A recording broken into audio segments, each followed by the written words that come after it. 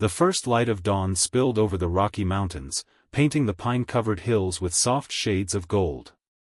A narrow wagon trail wound through the quiet wilderness, where only birdsong and the distant rush of a river broke the morning silence. A worn wooden wagon creaked slowly along the rocky path. Beside it walked Clara Bennett, a young widow with tired blue eyes and a gentle face marked by weeks of hardship.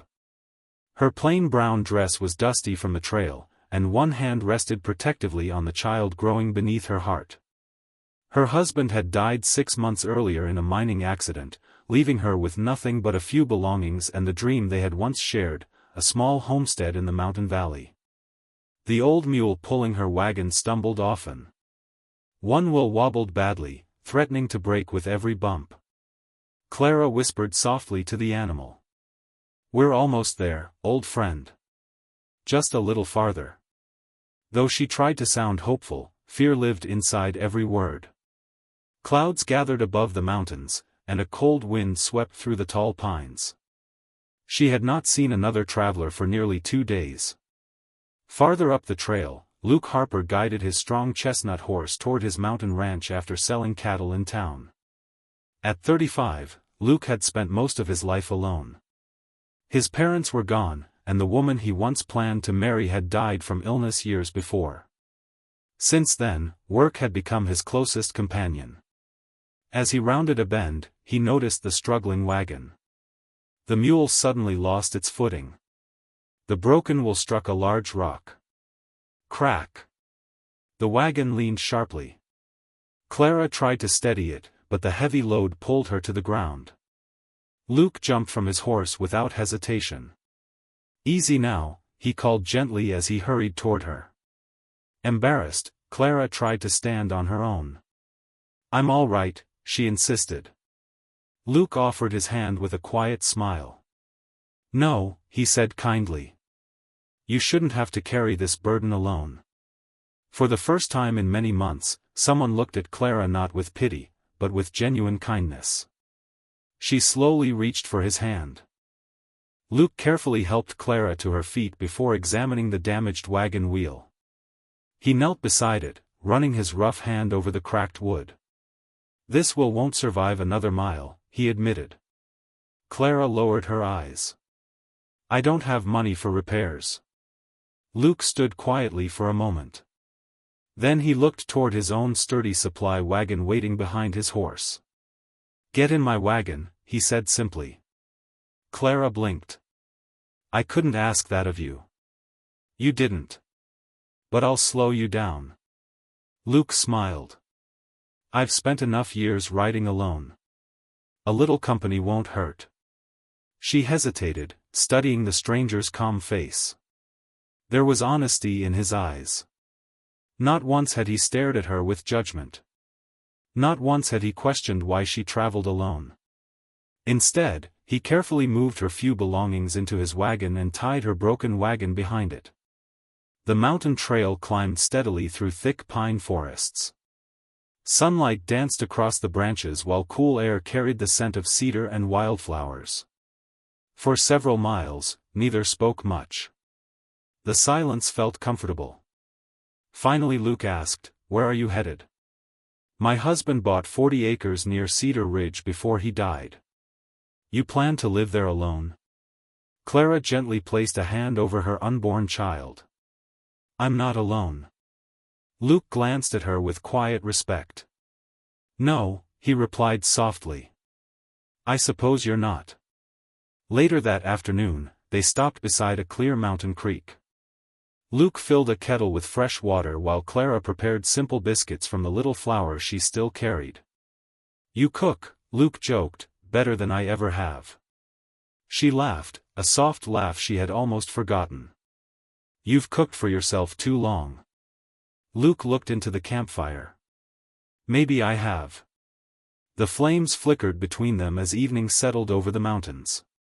Neither realized that the lonely journey ahead would slowly become something far more precious than either had ever imagined.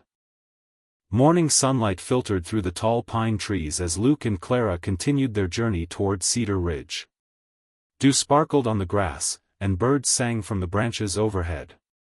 The fresh mountain air carried the scent of wildflowers, making the long trail feel less lonely. Luke drove the wagon while Clara admired the peaceful landscape. "It's beautiful here," she said quietly. Luke smiled. "It's the reason I never left these mountains." She looked at him with curiosity. "Have you always lived alone?" He nodded slowly. "My parents raised cattle here. After they passed, I stayed. A few years later, I was supposed to marry a young woman named Sarah." His voice softened. "She became ill before our wedding. I couldn't save her." Clara lowered her eyes. "I'm sorry." Luke shrugged gently. "Life keeps moving, whether we're ready or not." For a long moment, neither spoke. Finally Clara shared her own story. "My husband, Thomas, dreamed of building a little ranch where our child could grow up. He worked in the mines to save enough money." She paused, holding back tears. "One morning, the mine collapsed. Luke quietly reached over and rested his hand beside hers on the wagon seat, not touching, only letting her know she wasn't alone. "You've been carrying more than that wagon," he said softly. She smiled through watery eyes. "So have you." By noon they reached a flower-covered meadow where wild horses grazed peacefully. Luke unpacked bread, dried meat, apples, and fresh water. As they shared lunch beneath a large oak tree, Clara laughed at one of Luke's awkward attempts to tell a joke. "I've never been very funny," he admitted. "No," Clara teased. "But you're trying." Her laughter echoed across the meadow. For the first time in many years, Luke realized the silence inside his heart was beginning to fade. That evening, while stars filled the mountain sky, both wondered if God had brought them together for a reason they could not yet understand.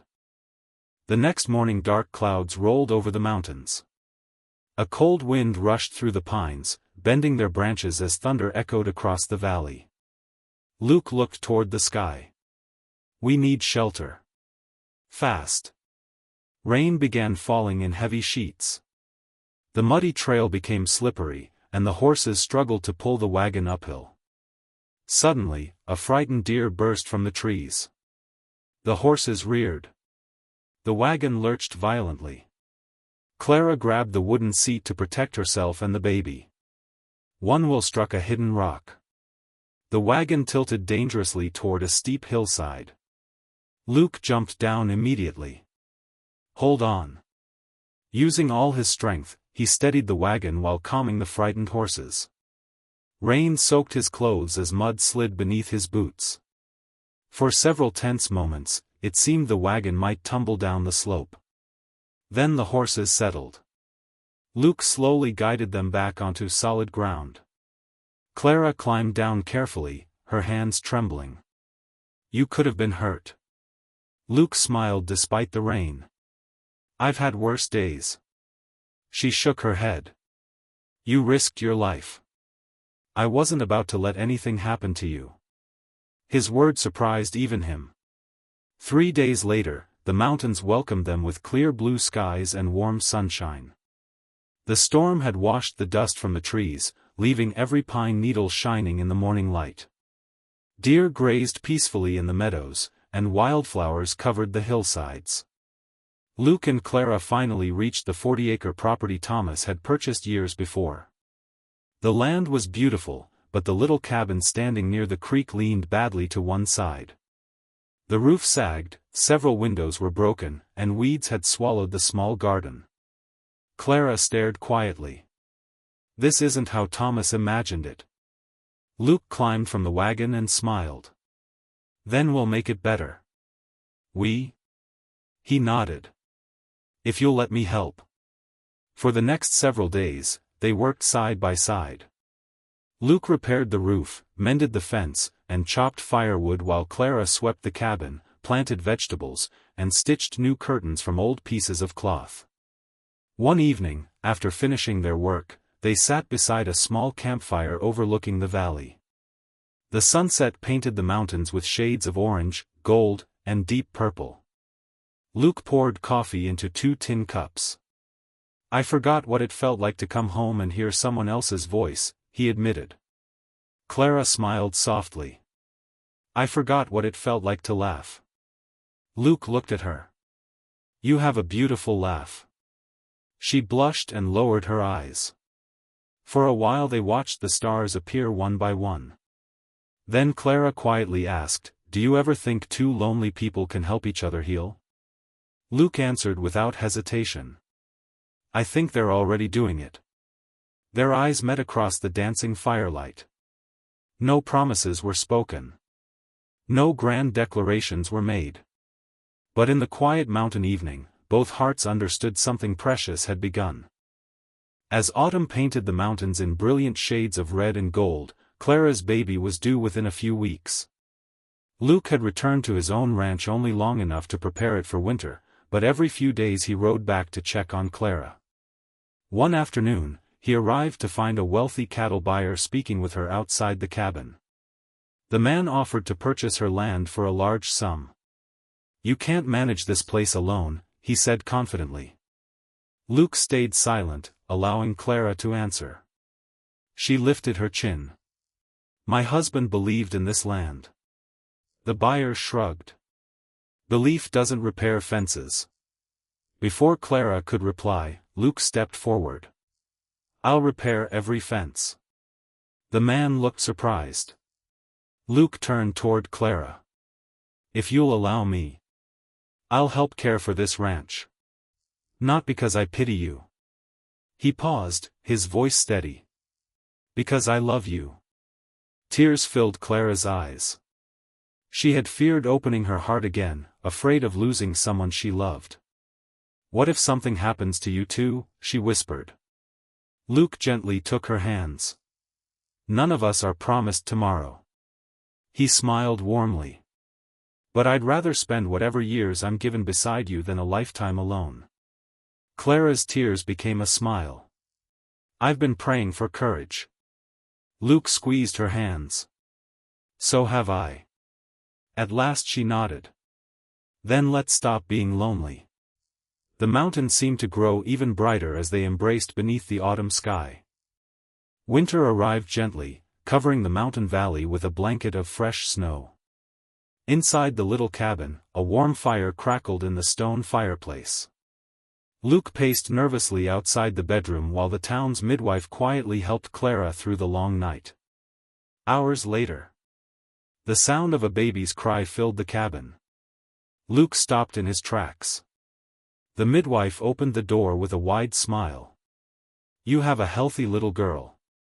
Luke stepped inside slowly.